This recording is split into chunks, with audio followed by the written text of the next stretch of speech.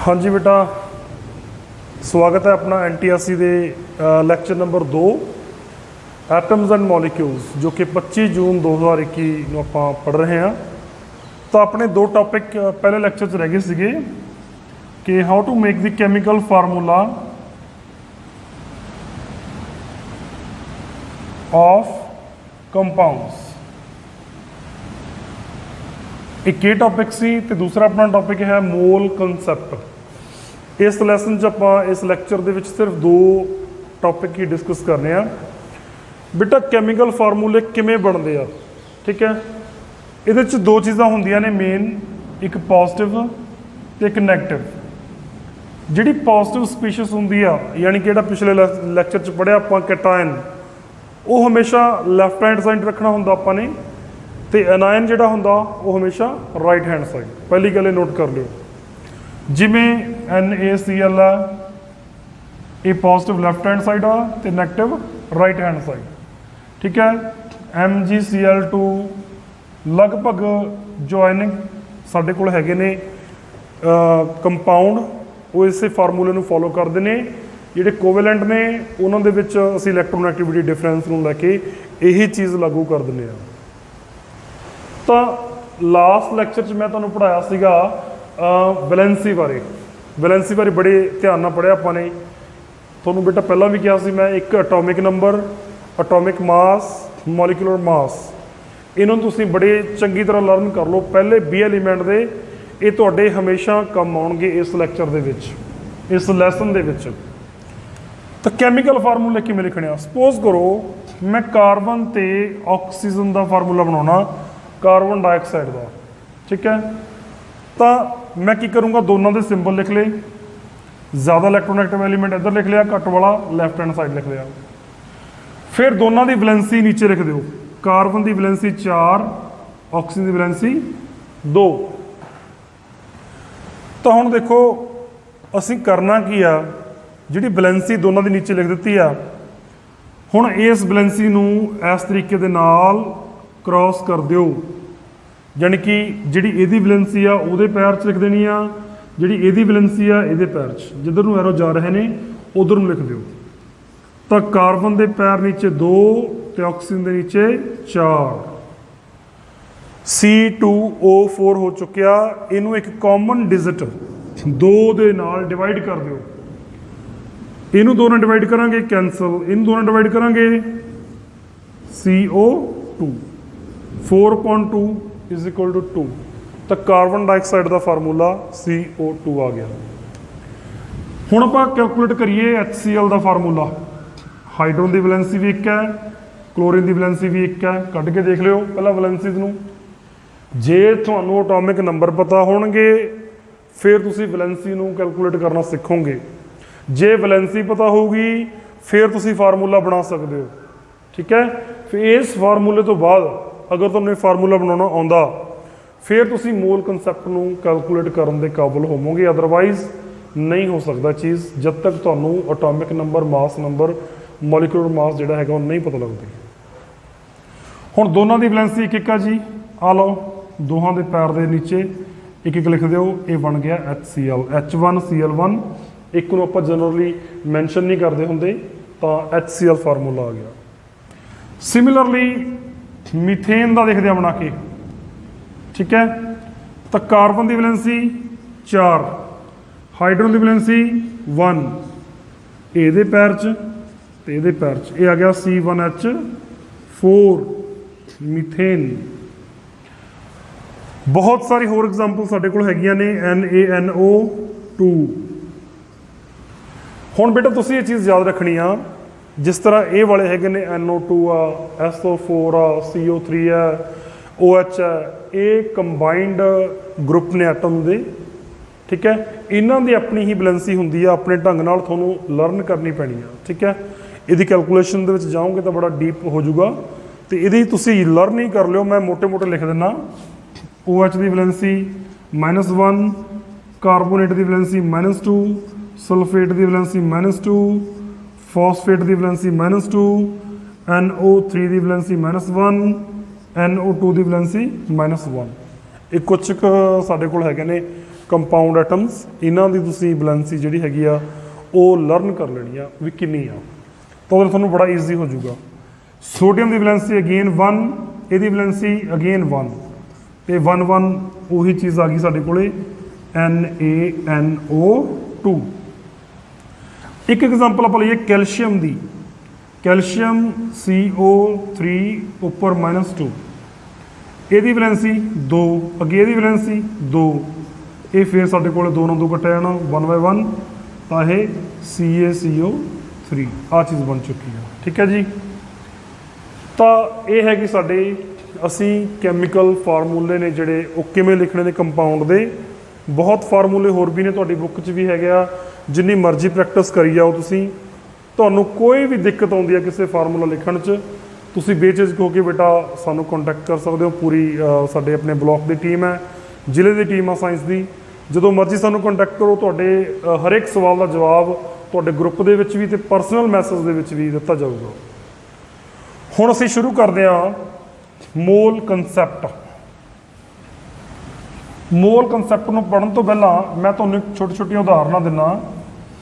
ਅਸੀਂ ਇੱਕ ਅਕਸਰ ਜਿਹੜੀ ਯੂਨਿਟ ਹੈ ਘਰਾਂ ਦੇ ਵਿੱਚ ਯੂਜ਼ ਕਰਦੇ ਹਾਂ, ਦਰਜਨ, ਡੋਜ਼ਨ, 1 ਡੋਜ਼ਨ, DOZEN, ਦਰਜਨ। ਕਿੰਨੇ ਪੀਸ ਹੁੰਦੇ ਇੱਕ ਦਰਜਨ 'ਚ ਦੱਸ ਸਕਦੇ ਹੋ? ਹਾਂਜੀ 12 ਪੀਸ, 12 ਪੀਸਿਸ। ਅਸੀਂ ਅਕਸਰ ਬਨਾਨਾ ਬਾਏ ਕਰਦੇ ਹਾਂ ਤਾਂ ਦਰਜਨ ਦੇ ਹਿਸਾਬ 'ਚ ਹੀ ਲਗਭਗ ਬਾਏ ਹੁੰਦੇ ਆ ਉਹ, ਤਾਂ 12 ਪੀਸ ਹੁੰਦੇ ਆ ਕਿਸੇ ਵੀ ਚੀਜ਼ ਦੇ ਵਿੱਚ। ਮੈਂ 2-3 ਐਗਜ਼ਾਮਪਲ ਲੈਣਾ। ਤੁਸੀਂ 12 ਗੁਆਵਾ ਲੈ ਲਓ, ਤੁਸੀਂ 12 ਲੌਕੀ ਲੈ ਲਓ, ਕੱਦੂ ਵੱਡੇ, ਤੁਸੀਂ 12 ਲੈ ਲਓ ਪੰਪਕਿਨ, ਸੋ ਕਾਲਡ ਪੇਠਾ, ਜੋ ਅਸੀਂ ਬੜਾ ਪੇਠਾ ਲੈਂਦੇ ਆ, ਪੰਪਕਿਨਸ। ਤਿੰਨੇ ਚੀਜ਼ਾਂ ਦੀ ਗਿਣਤੀ ਦੇਖੋ 12 12 12, ਤਿੰਨੇ ਇਕੁਅਲ ਨੇ। ਕਾਊਂਟਿੰਗ ਤਿੰਨਾਂ ਦੀ 12, ਕਾਊਂਟਿੰਗ ਤਿੰਨਾਂ ਦੀ ਇੱਕ ਦਰਜਨ ਆ। ਪਰ ਜੇ ਮੈਂ weight ਪਤਾ ਕਰਾਂ 12 ਦਾ, ਅਪਰੋਕਸੀਮੇਟਲੀ ਗੁਆਵਾ 1 ਕਿਲੋਗ੍ਰਾਮ ਦੇ ਆਸ-ਪਾਸ ਹੋਣਗੇ 12, ਅਪਰੋਕਸੀਮੇਟ weight ਆਪਣਾ। ਲੌਕੀ ਸਾਈਜ਼ ਦੇ ਵਿੱਚ ਵੱਡੇ ਹੁੰਦੇ ਆ, ਕਰੀਬ ਅੱਧਾ ਕਿਲੋ ਤੋਂ 1 ਕਿਲੋ ਤੱਕ ਦਾ ਸਾਈਜ਼ ਹੋ ਸਕਦਾ ਇਹਨਾਂ ਦਾ। ਤਾਂ ਲੌਕੀ ਮੰਨ ਕੇ ਚਲੋ ਕਿ 8 ਕਿਲੋਗ੍ਰਾਮ ਦੇ ਕਰੀਬ 12 ਦੇ ਵਿੱਚ ਆ ਜਾਣਗੇ, 7 ਆ ਜਾਣਗੇ, 6 ਆ ਜਾਣਗੇ, ਪਰ 1 ਕਿਲੋਗ੍ਰਾਮ ਨਾਲੋਂ ਜ਼ਿਆਦਾ। ਪੰਪਕਿਨ ਦੇ ਵਿੱਚ weight ਜਿਹੜਾ 1 ਕਿਲੋ ਤੋਂ 3 ਕਿਲੋ ਹੁੰਦਾ ਬੇਟਾ, ਅਪਰੋਕਸੀਮੇਟ 25 ਕਿਲੋਗ੍ਰਾਮ ਮੰਨ ਲਓ ਪੰਪਕਿਨ ਹੋਣਗੇ 12 ਪੀਸ ਦੇ ਵਿੱਚ। ਹੁਣ ਇੱਕ ਚੀਜ਼ ਦਾ ਧਿਆਨ ਦਿਓ, ਪੀਸ ਤਿੰਨੇ 12 12 ਨੇ, ਗਿਣਤੀ ਸੇਮ ਆ। ਸੇਮ ਗਿਣਤੀ ਦੇ ਪੀਸਾਂ ਦਾ ਵਜ਼ਨ ਜਿਹੜਾ ਹੈ ਅਲੱਗ-ਅਲੱਗ ਹੈ। ਠੀਕ ਹੈ, ਇਸੇ ਤਰੀਕੇ ਨਾਲ ਕੁਛ ਆਪਾਂ ਮੋਲ ਕਨਸੈਪਟ ਪੜ੍ਹਨਾ। ਦੇਖੋ 1 ਕਿਲੋਗ੍ਰਾਮ ਦੇ ਵਿੱਚ ਵੀ 12 ਪੀਸ ਨੇ, 18 ਕਿਲੋਗ੍ਰਾਮ ਦੇ 8 ਕਿਲੋਗ੍ਰਾਮ ਦੇ ਵਿੱਚ ਵੀ 12 ਪੀਸ ਨੇ, 25 ਕਿਲੋਗ੍ਰਾਮ ਦੇ ਵਿੱਚ ਵੀ 12 ਪੀਸ ਨੇ। ਇਹ ਗੱਲ ਅਗਰ ਤੁਹਾਡੇ ਦਿਮਾਗ 'ਚ ਜ਼ਰਾ ਕੁ ਵੀ ਆਈ ਆ ਤਾਂ ਅਸੀਂ ਹੁਣ ਮੋਲ ਕਨਸੈਪਟ ਵੱਲ ਚੱਲਦੇ ਹਾਂ। ਜਿਵੇਂ ਅਸੀਂ ਡੋਜ਼ਨ ਲਈ ਸੀ, ਡੋਜ਼ਨ, ਤਾਂ ਮੋਲ ਕਨਸੈਪਟ ਦੀ ਜਿਹੜੀ ਡਿਜਿਟ ਆ 6.022 into 10 raised to power 23 particles। ਇਹਦੀ ਜਿਹੜੀ ਡਿਜਿਟ ਆ ਇਹ ਵਾਲੀ ਆ। ਜਿਵੇਂ ਦਰਜਨ 'ਚ 12 ਪੀਸ ਹੁੰਦੇ ਨੇ, 1 ਮੋਲ ਦੇ ਵਿੱਚ ਇੰਨੇ ਪੀਸ ਹੁੰਦੇ ਨੇ, ਇੰਨੇ ਪਾਰਟੀਕਲਸ ਹੁੰਦੇ ਨੇ। ਇਹ ਪਾਰਟੀਕਲਸ ਨੇ ਜਿਹੜੇ ਬੇਟਾ ਐਟਮਸ ਵੀ ਹੋ ਸਕਦੇ ਨੇ, ਮੋਲੀਕਿਊਲ ਵੀ ਹੋ ਸਕਦੇ ਨੇ, ਤੇ ਆਇਨਸ ਵੀ ਹੋ ਸਕਦੇ ਨੇ। ਸਭ ਤੋਂ ਪਹਿਲਾਂ ਅਸੀਂ ਮੋਲ ਨੂੰ ਡਿਫਾਈਨ ਕਰਨਾ। What is mall? ਮੋਲ ਹੈ ਕੀ ਆ? Mole is the amount of substance. Mole is amount of substance which contain 6.022 to 10 raised to power 23 particles। ਉਹੀ particles atoms ਵੀ ਹੋ ਸਕਦੇ ਨੇ, molecule ਵੀ ਹੋ ਸਕਦੇ ਨੇ, ਤੇ ions ਵੀ ਹੋ ਸਕਦੇ ਨੇ। ਠੀਕ ਹੈ ਜੀ। ਮੋਲ ਕਿਸੇ ਵੀ ਪਦਾਰਥ ਦੀ ਉਹ ਮਾਤਰਾ ਹੈ, ਮਾਤਰਾ ਮਤਲਬ ਵਜ਼ਨ ਹੈ, ਜਿਹਦੇ 'ਚ ਇੰਨੇ ਪਾਰਟੀਕਲ ਹੋਣਗੇ ਉਸ ਪਦਾਰਥ ਦੇ। ਜੇ ਤਾਂ ਐਟਮ ਆ ਫਿਰ ਤਾਂ ਐਟਮਸ ਹੋਣਗੇ ਉਨੇ, ਜੇ ਮੋਲੀਕਿਊਲ ਦੀ ਗੱਲ ਕਰ ਰਹੇ ਹਾਂ ਫਿਰ ਇੰਨੇ ਮੋਲੀਕਿਊਲ ਹੋਣਗੇ। ਠੀਕ ਹੈ, ਤਾਂ ਇਸ ਜਿਹੜੀ ਅਮਾਊਂਟ ਹੈ 6.022 10 raised to power 23, ਇਹਨੂੰ ਅਸੀਂ ਬੋਲਦੇ ਹਾਂ Avogadro number Avogadro number equal to 6.022 into 10⁻⁻23। ਇਹ ਸੀਗੀ ਮੋਲ ਦੀ ਡੈਫੀਨੇਸ਼ਨ ਕਿ ਮੋਲ ਹੁੰਦਾ ਕੀ ਆ। ਦੇਖੋ ਬੇਟਾ ਜਿਵੇਂ ਇੱਧਰ ਵਜ਼ਨ ਵੇਰੀ ਕਰ ਰਿਹਾ 1 ਕਿਲੋਗ੍ਰਾਮ 8 ਕਿਲੋਗ੍ਰਾਮ 25 ਕਿਲੋਗ੍ਰਾਮ, ਇੱਥੇ ਵੀ ਐਟਮ ਦਾ ਜਿਹੜਾ ਵਜ਼ਨ ਆ ਸਾਡਾ ਮਾਸ ਆ ਐਟੋਮਿਕ ਮਾਸ ਉਹ ਚੇਂਜ ਹੁੰਦਾ ਰਹੂਗਾ, ਪਰ ਜਿਹੜਾ ਨੰਬਰ ਆਫ ਐਟਮਸ ਨੇ ਉਹ ਹਮੇਸ਼ਾ ਇੰਨੇ ਹੀ ਰਹਿਣਗੇ। ਠੀਕ ਹੈ 6.022। ਮੈਂ ਐਗਜ਼ਾਮਪਲ ਦਿੰਦਾ। ਇਸ ਚੀਜ਼ ਨੂੰ ਨੋਟ ਕਰਨ ਤੋਂ ਬਾਅਦ ਅਸੀਂ ਇੱਕ ਚੀਜ਼ ਲਿਖਦੇ ਹਾਂ। ਤੁਹਾਡੀ ਬੁੱਕ ਦੇ ਵਿੱਚ ਫਾਰਮੂਲਾਜ਼ ਬਹੁਤ ਦਿੱਤੇ ਹੋਏ ਨੇ, ਤੁਸੀਂ ਅਗਰ ਈਜ਼ੀ ਮੰਨਦੇ ਹੋ ਫਾਰਮੂਲਾਜ਼ ਉਹ ਕਰ ਲਓ, ਨਹੀਂ ਮੈਂ ਤੁਹਾਨੂੰ ਕੁਝ ਥੋੜਾ ਅਲੱਗ ਤਰੀਕੇ ਨਾਲ ਦੱਸ ਰਿਹਾ ਕਿ ਐਟੋਮਿਕ ਮਾਸ, ਆ ਚੀਜ਼ ਨੋਟ ਕਰ ਲਿਓ ਜ਼ਰੂਰ, ਐਟੋਮਿਕ ਮਾਸ ਓਬਲੀਕ ਮੋਲੀਕੂਲਰ ਮਾਸ, ਚਾਹੇ ਤਾਂ ਐਟੋਮਿਕ ਮਾਸ ਆ ਚਾਹੇ ਮੋਲੀਕੂਲਰ ਮਾਸ ਆ, ਆਫ ਐਨੀ ਐਟਮ, ਕਿਸੇ ਵੀ ਐਟਮ ਦਾ ਓਬਲੀਕ ਮੋਲੀਕਿਊਲ ਜਾਂ ਮੋਲੀਕਿਊਲ ਦਾ। ਜੇ ਤਾਂ ਐਟੋਮਿਕ ਮਾਸ ਹੈ ਫਿਰ ਤਾਂ ਕਿਸੇ ਐਟਮ ਦਾ ਹੋਏਗਾ, ਜੇ ਮੋਲੀਕੂਲਰ ਮਾਸ ਆ ਕਿਸੇ ਮੋਲੀਕਿਊਲ ਦਾ ਹੋਏਗਾ। ਐਟੋਮਿਕ ਮਾਸ ਜਾਂ molecular mass of any atom or molecule is always equal to, ਇਹ ਲਾਈਨ ਨੋਟ ਕਰ ਲਓ, 1 ਮੋਲ which contain 6.022 10⁻23 particles। ਐਂ ਲਿਖ ਲਓ ਐਟਮਸ, ਜੇ ਤਾਂ ਐਟੋਮਿਕ ਮਾਸ ਆ ਤਾਂ ਐਟਮਸ, ਜੇ ਮੋਲੀਕੂਲਰ ਮਾਸ ਆ ਤਾਂ ਮੋਲੀਕਿਊਲ। ਦੁਬਾਰਾ ਦੇਖੋ, ਕਿਸੇ ਵੀ ਐਟਮ ਦਾ ਐਟੋਮਿਕ ਮਾਸ ਜਿੰਨਾ ਵੀ ਹੈ, ਐਟੋਮਿਕ ਮਾਸ 10 ਹੈ 5 ਹੈ 15 20 50 100, ਜਾਂ ਕਿਸੇ ਮੋਲੀਕਿਊਲ ਦਾ ਮੋਲੀਕੂਲਰ ਮਾਸ, ਅਗਰ ਮੋਲੀਕਿਊਲ ਹੋਊਗਾ ਤਾਂ ਮੋਲੀਕੂਲਰ ਮਾਸ ਲਵਾਂਗੇ। ਦੋਹਾਂ ਦੇ ਵਿੱਚ ਆਪਾਂ ਨੇ ਸਟੱਡੀ ਕਰਨੀ ਆ, ਐਟਮ ਦੀ ਵੀ ਤੇ ਮੋਲੀਕਿਊਲ ਦੀ ਵੀ। ਐਟਮ ਦਾ ਐਟੋਮਿਕ ਮਾਸ, ਮੋਲੀਕੂਲਰ ਮਾਸ। ਕਿਸੇ ਵੀ ਐਟਮ ਜਾਂ ਮੋਲੀਕਿਊਲ ਦਾ ਐਟੋਮਿਕ ਜਾਂ ਮੋਲੀਕੂਲਰ ਮਾਸ ਜਿਹੜਾ ਹੁੰਦਾ, ਜਿੰਨਾ ਵੀ ਹੁੰਦਾ ਮਾਸ, ਉਹ ਹਮੇਸ਼ਾ 1 ਮੋਲ ਦੇ ਬਰਾਬਰ ਹੁੰਦਾ, ਔਰ ਉਹਦੇ 'ਚ ਹਮੇਸ਼ਾ ਇੰਨੇ ਐਟਮ ਜਾਂ ਮੋਲੀਕਿਊਲ ਹੁੰਦੇ ਨੇ, ਸੋ ਮੈਨੀ ਐਵੋਗੈਡਰੋ ਨੰਬਰ। ਬਸ ਆਹ 2 ਲਾਈਨਾਂ ਜਿਹਨੂੰ ਆ ਗਈਆਂ ਸਮਝ ਲਓ, ਉਹਨੂੰ ਮੋਲ ਕਨਸੈਪਟ ਆ ਗਿਆ। ਦੇਖਣ ਨੂੰ ਬੜੀ ਸਿੰਪਲ ਜੀ ਲੱਗਦੀ ਆ, ਔਰ ਹੈ ਵੀ ਸਿੰਪਲ ਆ, ਕੋਈ ਐਡੀ ਕੰਪਲੀਕੇਸ਼ਨ ਹੈ ਨਹੀਂ ਇਹਦੇ 'ਚ, ਕਿ ਐਟੋਮਿਕ ਮਾਸ ਜਾਂ molecular mass is always equal to 1 mole ਔਰ ਦੈਟ ਮਚ। ਤਾਂ ਅਗਰ ਤੁਹਾਨੂੰ ਇਹ ਚੀਜ਼ ਦਿਮਾਗ 'ਚ ਆ ਗਈ ਤਾਂ ਇਹਦੇ ਨੂਮੈਰੀਕਲਸ ਦੇ ਨੇ ਜਿਹੜੇ ਕੈਲਕੂਲੇਸ਼ਨਸ ਨੇ ਉਹ ਤੁਹਾਡੇ ਲਈ ਬੜੀਆਂ ਆਸਾਨ ਬਣ ਜਾਂਦੀਆਂ ਨੇ। ਕਿਵੇਂ? ਲੈਟ ਅਸ ਸੀ। ਦੇਖੋ ਹੁਣ ਤੁਸੀਂ ਧਿਆਨ ਦਿਓਗੇ, ਐਟੋਮਿਕ ਮਾਸ ਹਮੇਸ਼ਾ ਚੇਂਜ ਹੋ ਰਿਹਾ। ਹੁਣ ਇੱਕ ਆਪਾਂ ਫਾਰਮੂਲਾ ਬਣਾਉਣਾ ਸ਼ੁਰੂ ਕਰਨਾ। ਸਭ ਤੋਂ ਪਹਿਲਾਂ ਮੈਂ ਗੱਲ ਕਰਦਾ ਹਾਈਡਰੋਜਨ ਦੀ। 1 ਗ੍ਰਾਮ ਮਾਸ ਆ, ਤੁਸੀਂ ਪਹਿਲਾਂ ਸਿੰਬਲ ਲਿਖਣਾ, ਫਿਰ ਲਿਖਣਾ ਉਹਦਾ ਮਾਸ ਜਿੰਨਾ ਵੀ ਹੈ। ਮੈਂ ਹੁਣ ਤੁਹਾਨੂੰ ਦੱਸ ਕੇ ਚੁੱਕਿਆ ਕਿ ਐਟੋਮਿਕ ਮਾਸ ਬੇਟਾ ਲਰਨ ਕਰ ਲਓ ਸਾਰਿਆਂ ਦੇ।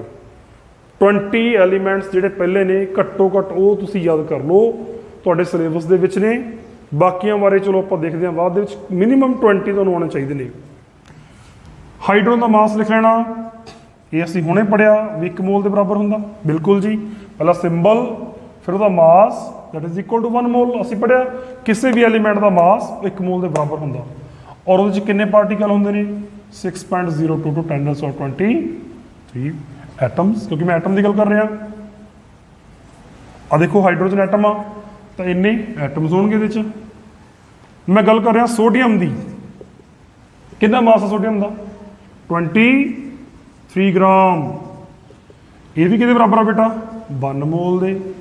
6.022 10⁻23 ਇਹ ਵੀ ਐਟਮਸ ਨੇ।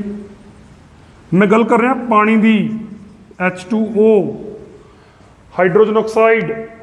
ਤਾਂ ਦੇਖੋ ਇਹ ਬੇਟਾ ਆ ਗਿਆ ਮੋਲੀਕਿਊਲ। ਹੁਣ ਇਹ ਐਟਮ ਨਹੀਂ ਹੈ, ਇਹ ਮੋਲੀਕਿਊਲ ਹੈ।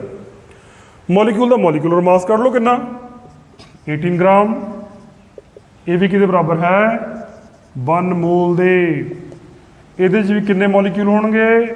Same number of molecule. ਜਿੱਥੇ ਐਟਮ ਲਿਖਿਆ ਸੀ ਹੁਣ ਮੋਲੀਕਿਊਲ ਲਿਖ ਦੇਣਾ, ਕਿਉਂਕਿ ਇਹ ਮੋਲੀਕਿਊਲ ਆ ਤਾਂ ਇਹਦੇ 'ਚ ਇੰਨੇ ਮੋਲੀਕਿਊਲ ਹੋਣਗੇ। ਠੀਕ ਹੈ, ਇਹ ਐਟਮ ਸੀ ਤਾਂ ਇਹਦੇ 'ਚ ਇੰਨੇ ਐਟਮ ਸੀਗੇ। ਹੁਣ ਗੱਲ ਕਰ ਲਓ ਮੀਥੇਨ ਦੀ ਜਾਂ ਕਾਰਬਨ ਡਾਈਆਕਸਾਈਡ ਲਓ, ਥੋੜਾ ਮਾਸ ਅਲੱਗ ਹੋ ਜਾਏਗਾ। ਮਾਸ 44 ਗ੍ਰਾਮ। ਦੇਖ ਲਓ ਐਟੋਮਿਕ ਤੇ ਮੋਲੀਕੂਲਰ ਮਾਸ ਦੀ ਕਿੰਨੀ ਇੰਪੋਰਟੈਂਸ ਹੈ, ਪਿਛਲੇ ਲੈਕਚਰ ਦੱਸਿਆ ਸੀ ਮੈਂ ਤੁਹਾਨੂੰ। ਤਾਂ ਐਟੋਮਿਕ ਮਾਸ ਮੋਲੀਕੂਲਰ ਮਾਸ ਦੇ ਰੱਟੇ ਲਾ ਦਿਓ ਸਾਰੇ, ਕਿਵੇਂ ਕੈਲਕੂਲੇਟ ਕਰਨਾ ਸਿੱਖ ਲਓ, ਫਿਰ ਤੁਸੀਂ ਇਹਨੂੰ ਕਰ ਪਾਓਗੇ। It is again equal to 1 mole equal to 6.02 to 10⁻23 molecules. ਧਿਆਨ ਦਿਓ ਬੇਟਾ, ਮੇਰੇ ਐਲੀਮੈਂਟਸ ਤੇ ਮੋਲੀਕਿਊਲਸ ਨੇ ਜਿਹੜੇ ਕੰਪਾਊਂਡ ਨੇ ਮੇਰੇ, ਉਹ ਚੇਂਜ ਹੁੰਦੇ ਜਾ ਰਹੇ ਨੇ, ਮਾਸ ਚੇਂਜ ਹੁੰਦਾ ਜਾ ਰਿਹਾ, ਪਰ equal to number 1 mole equal to number of molecular atom remain the same. ਇੱਥੋਂ ਸਿਰਫ ਇੱਕ ਚੀਜ਼ ਪਤਾ ਲੱਗੀ ਆ, ਕਿਸੇ ਵੀ ਐਟਮ ਦਾ ਐਟੋਮਿਕ ਮਾਸ ਜਿੰਨਾ ਵੀ ਹੈ, ਕਿਸੇ ਵੀ ਮੋਲੀਕਿਊਲ ਦਾ ਮੋਲੀਕੂਲਰ ਮਾਸ ਜਿੰਨਾ ਵੀ ਹੈ, is always equal to 1 mole and ਉਹਦੇ 'ਚ ਇੰਨੇ ਹੀ ਐਟਮ ਹੁੰਦੇ ਨੇ। ਇਹ ਵਾਰ-ਵਾਰ ਮੈਂ ਰਿਪੀਟ ਕਰ ਰਿਹਾ, ਠੀਕ ਹੈ ਜੀ। ਤਾਂ ਆਹ ਚੀਜ਼ ਲਿਖਣੀ ਸਿੱਖ ਲਓ, ਪਹਿਲਾਂ ਸਿੰਬਲ, ਫਿਰ ਉਹਦਾ ਮਾਸ, ਫਿਰ 1 ਮੋਲ, ਫਿਰ ਦੈਟ ਮਚ, ਠੀਕ ਹੈ। ਤਾਂ ਇਸ ਤਰੀਕੇ ਦੇ ਨਾਲ ਤੁਸੀਂ ਆਪਣਾ ਨੂਮੈਰੀਕਲ ਖੁਦ ਕੈਲਕੂਲੇਟ ਕਰ ਪਾਓਗੇ, ਠੀਕ ਹੈ। ਔਰ ਤੁਹਾਨੂੰ ਕਿਸੇ ਬਣੇ ਬਣਾਏ ਫਾਰਮੂਲੇ ਦੀ ਲੋੜ ਨਹੀਂ ਪੈਣੀ, ਤੁਹਾਡੀ ਬੁੱਕ 'ਚ ਬਣੇ ਬਣਾਏ ਫਾਰਮੂਲੇ ਤੁਹਾਨੂੰ ਦਿੱਤੇ ਹੋਏ ਨੇ ਲਰਨ ਕਰਨ ਲਈ। ਤਾਂ ਬੱਚੇ ਅਕਸਰ ਕਨਫਿਊਜ਼ ਹੋ ਜਾਂਦੇ ਨੇ, ਨੰਬਰ ਆਫ ਐਟਮਸ ਕੱਢਣੇ ਆ ਤਾਂ ਮੈਂ ਕੀ ਉੱਪਰ ਰੱਖਾਂ, ਐਵੋਗੈਡਰੋ ਨੰਬਰ ਉੱਪਰ ਰੱਖਾਂ ਜਾਂ ਮਾਸ ਉੱਪਰ ਰੱਖਾਂ, ਐਟੋਮਿਕ ਮਾਸ ਕੈਲਕੂਲੇਟ ਕਰਨਾ ਤਾਂ ਮੈਨੂੰ ਹੁਣ ਕੀ ਕਰਨਾ ਚਾਹੀਦਾ, ਨੰਬਰ ਆਫ ਮੋਲਸ ਕੈਲਕੂਲੇਟ ਕਰਨੇ ਨੇ। ਬੱਚੇ ਕਨਫਿਊਜ਼ ਹੋ ਜਾਂਦੇ ਨੇ, 5-6 ਫਾਰਮੂਲੇ ਨੇ, ਉਹ ਫਾਰਮੂਲਿਆਂ ਦੇ ਵਿੱਚ ਕੰਪਲੀਟ ਕਨਫਿਊਜ਼ਨ ਹੁੰਦੀ ਆ। ਮੈਂ ਸਿਰਫ ਤੁਹਾਨੂੰ ਇੱਕ ਹੀ ਗੱਲ ਕਹੂੰਗਾ, ਸਿਰਫ ਇੱਕ ਫਾਰਮੂਲਾ ਲਰਨ ਕਰ ਲਓ, ਨੰਬਰ ਆਫ ਮੋਲਸ, ਕਿ ਨੰਬਰ ਆਫ ਮੋਲਸ ਕਿਵੇਂ ਕੱਢਣੇ ਨੇ। ਇਹ ਤੁਸੀਂ ਡਾਇਰੈਕਟ ਫਾਰਮੂਲਾ ਲਾ ਸਕਦੇ ਹੋ, ਬਾਕੀ ਸਾਰੇ ਫਾਰਮੂਲੇ ਮੈਂ ਤੁਹਾਨੂੰ ਇਹਦੇ ਤੋਂ ਬਣਾ ਕੇ ਦਿਖਾਉਣਾ 1 ਮਿੰਟ ਦੇ ਵਿੱਚ। ਗਿਵਨ ਮਾਸ, ਜਿੰਨਾ ਵੀ ਮਾਸ ਤੁਹਾਨੂੰ ਦਿੱਤਾ ਹੋਇਆ, ਅਪੋਨ ਐਟੋਮਿਕ ਜਾਂ ਮੋਲੀਕੂਲਰ ਮਾਸ। ਜੇ ਐਟਮ ਦਾ ਐਟੋਮਿਕ ਮਾਸ, ਜੇ ਮੋਲੀਕੂਲਰ ਤਾਂ ਮੋਲੀਕੂਲਰ ਮਾਸ। ਸਿਰਫ ਇੱਕ ਫਾਰਮੂਲਾ ਤੁਸੀਂ ਲਰਨ ਕਰ ਲਓ, ਨੰਬਰ ਆਫ ਮੋਲਸ, ਠੀਕ ਹੈ। ਈਜ਼ੀ ਵੀ ਹੈ, ਲਰਨ ਕਰਨਾ ਸੌਖਾ, ਨਹੀਂ ਲਰਨ ਕਰਨਾ ਤਾਂ ਵੀ ਇਹ ਇੱਧਰੋਂ ਬਣ ਜਾਣਾ। ਕਿਵੇਂ ਬਣਨਾ ਮੈਂ ਤੁਹਾਨੂੰ ਕੱਢ ਕੇ ਦਿਖਾਉਣਾ ਸਾਰਾ ਨੂਮੈਰੀਕਲ ਦੇ ਨਾਲ। ਤੁਸੀਂ ਸਪੋਜ਼ ਕਰੋ ਤੁਹਾਡੇ ਨੂਮੈਰੀਕਲ ਦੀ ਸਟੇਟਮੈਂਟ ਹੈ, calculate number of atoms in 6 gram of carbon. ਲਓ ਜੀ, ਸਿੰਪਲ ਨੂਮੈਰੀਕਲ, ਠੀਕ ਹੈ, ਕਿ 6 ਗ੍ਰਾਮ ਕਾਰਬਨ ਦੇ ਵਿੱਚ ਨੰਬਰ ਆਫ ਐਟਮਸ ਪਤਾ ਕਰੋ। ਕਿਵੇਂ ਕਰੋਗੇ? ਲਓ ਜੀ, ਕਾਰਬਨ ਦਾ ਸਿੰਬਲ ਲਿਖ ਲਓ, ਕਾਰਬਨ ਦੀ ਗੱਲ ਹੋ ਰਹੀ ਆ, ਠੀਕ ਹੈ। ਇਕੁਅਲ ਟੂ ਕਾਰਬਨ ਦਾ ਮਾਸ ਲਿਖ ਲਓ 12 ਗ੍ਰਾਮ, ਜਿਹੜੀ ਸਟੈਂਡਰਡ ਵੈਲਿਊ ਹੈ ਉਹਨੂੰ ਲਿਖ ਲਓ ਸਾਰੀ ਨੂੰ। ਕਾਰਬਨ ਦੇ 12 ਗ੍ਰਾਮ ਕਿਹਦੇ ਇਕੁਅਲ ਹੁੰਦੇ ਆ? 1 ਮੋਲ ਦੇ ਹੁੰਦੇ ਆ ਜੀ।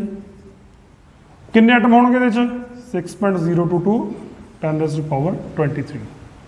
ਜੋ ਮੈਂ ਪਹਿਲਾਂ ਬਾਰ-ਬਾਰ ਲਿਖਾ ਚੁੱਕਿਆ ਉਹੀ ਚੀਜ਼ ਤੁਸੀਂ ਲਿਖਣੀ ਆ ਦੁਬਾਰਾ।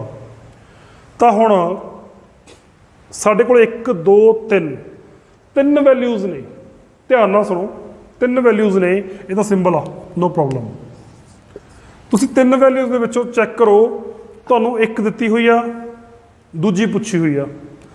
ਸਟੇਟਮੈਂਟ ਪੜ੍ਹੋ, ਇੱਕ ਵੈਲਿਊ ਤਿੰਨਾਂ ਦੇ ਵਿੱਚੋਂ ਦਿੱਤੀ ਹੋਈ ਆ, ਗਿਵਨ ਹੈ, ਤੇ ਦੂਸਰੀ ਵੈਲਿਊ ਪੁੱਛੀ ਹੋਈ ਆ, ਤੀਸਰੀ ਵੈਲਿਊ ਨੂੰ ਅਸੀਂ ਆਟੋਮੈਟਿਕਲੀ ਛੱਡ ਦਾਂਗੇ, ਕੈਂਸਲ ਕਰ ਦਾਂਗੇ। ਦੇਖੋ ਸਟੇਟਮੈਂਟ ਪੜ੍ਹੋ, calculate number of atoms, number of atom ਪੁੱਛੇ ਨੇ। ਨੰਬਰ ਆਫ ਐਟਮ ਕਿੱਥੇ ਨੇ? ਇਹਦਾ ਮਾਸ ਆ, ਇਹ ਨੰਬਰ ਆਫ ਮੋਲਸ ਨੇ, ਨੰਬਰ ਆਫ ਐਟਮ ਆ ਸੀਗੇ। ਇਹਦੇ ਨੀਚੇ ਮੈਂ ਕੁਐਸਚਨ ਮਾਰਕ ਖੜਾ ਕਰ ਦੇਣਾ ਨੰਬਰ ਆਫ ਐਟਮ ਦੇ ਨੀਚੇ, ਕਿ ਮੈਨੂੰ ਇਹ ਚੀਜ਼ ਪੁੱਛੀ ਹੋਈ ਆ, ਠੀਕ ਹੈ। ਇਨ 6 ਗ੍ਰਾਮ ਆਫ ਕਾਰਬਨ ਦਿੱਤਾ ਕੀ ਹੋਇਆ? ਮਾਸ, ਦਿਸ ਇਜ਼ ਗਿਵਨ, ਤੇ ਇਹਨੂੰ ਛੱਡ ਦਿਓ, ਇਹਦਾ ਕੋਈ ਯੂਜ਼ ਨਹੀਂ ਹੈ।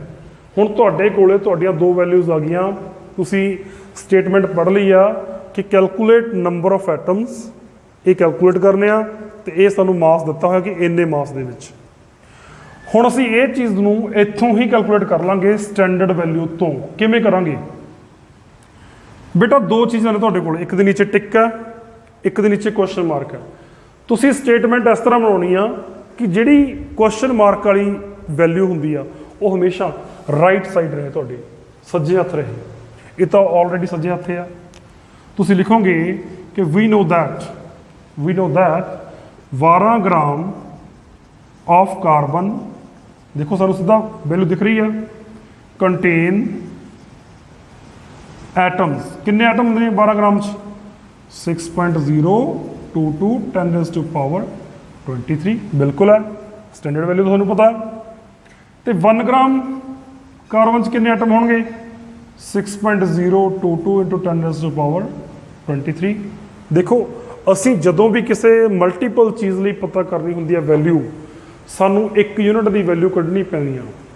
ਸਾਨੂੰ ਇਹ ਪਤਾ ਕਿ 12 ਗ੍ਰਾਮ ਵਿੱਚ ਤਾਂ ਇੰਨੇ ਐਟਮ ਹੈਗੇ ਨੇ ਠੀਕ ਹੈ ਜੀ ਅਸੀਂ 1 ਗ੍ਰਾਮ 'ਚ ਕੱਢ ਲਾਂਗੇ ਇੰਨੀ value Avogadro number divided by 12 1 gram 'ਚ ਆ ਗਏ 1 ਗ੍ਰਾਮ 'ਚ ਇੰਨੇ ਐਟਮ ਨੇ ਹੁਣ ਅਸੀਂ ਕੱਢਣੇ ਕਿੰਨੇ ਗ੍ਰਾਮ 'ਚ ਨੇ 6 ਗ੍ਰਾਮ 'ਚ ਅਗੇਨ 6 ਨਾਲ ਮਲਟੀਪਲਾਈ ਕਰ ਦਿਓ ਜਦੋਂ 1 ਗ੍ਰਾਮ 'ਚ ਐਟਮ ਦਾ ਪਤਾ ਲੱਗ ਗਿਆ ਕਿ 1 ਗ੍ਰਾਮ 'ਚ ਇੰਨੇ ਐਟਮ ਨੇ 6 ਗ੍ਰਾਮ 'ਚ ਕਿੰਨੇ ਹੋਣਗੇ ਤੁਸੀਂ ਇਹਨੂੰ ਮਲਟੀਪਲਾਈ ਕਰ ਦਿਓ ਤਿੰਨ ਸਟੈਪ ਨੇ ਸਿਰਫ 6 gram of carbon contain number of atoms equal to 6.022 10 raised to power 23 divided by 12 multiply by 6 612 2 ਨਾਲ ਕੱਟਿਆ ਗਿਆ ਤੇ it will become equal to 3.011 10 raised to power 23 atoms ਇੰਨੇ ਐਟਮ ਸਾਡੇ ਕੋਲੇ ਆ ਗਏ।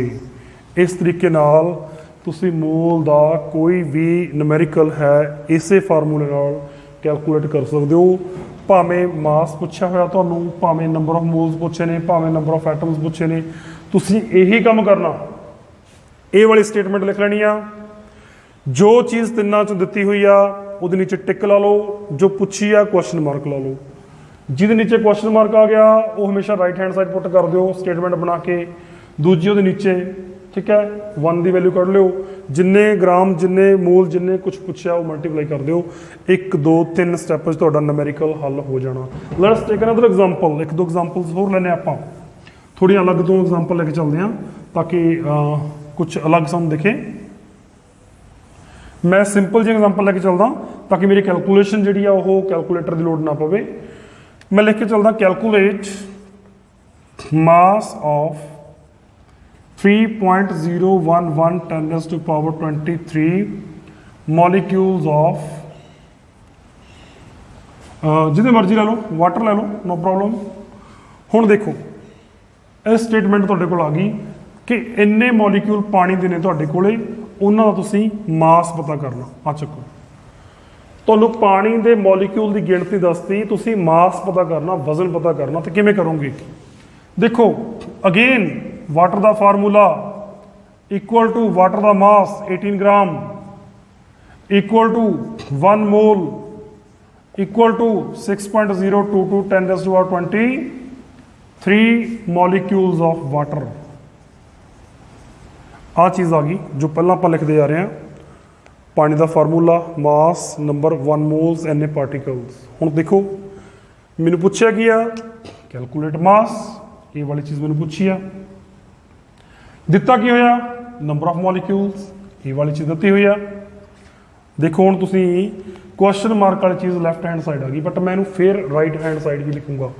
ਹੁਣ ਮੈਂ ਇਹ ਨਹੀਂ ਲਿਖੂੰਗਾ ਕਿ 18 ਗ੍ਰਾਮ 'ਚ ਇੰਨੇ ਮੋਲੀਕਿਊਲਸ ਨੇ ਨਹੀਂ ਮੈਂ ਇਹ ਲਿਖੂੰਗਾ ਇੰਨੇ ਮੋਲੀਕਿਊਲ 'ਚ 18 ਗ੍ਰਾਮ ਵਜ਼ਨ ਆ ਗੱਲ ਤਾਂ ਇੱਕ ਹੀ ਆ ਨਾ 18 ਗ੍ਰਾਮ 'ਚ ਇੰਨੇ ਮੋਲੀਕਿਊਲ ਨੇ 1 ਮੋਲ ਯਾਨੀ ਕਿ ਐਵੋਗੈਡਰੋ ਨੰਬਰ ਤਾਂ ਇੰਨੇ ਮੋਲੀਕਿਊਲ ਦਾ ਵਜ਼ਨ ਕਿੰਨਾ ਹੋਊ 18 ਗ੍ਰਾਮ ਸਿੰਪਲ।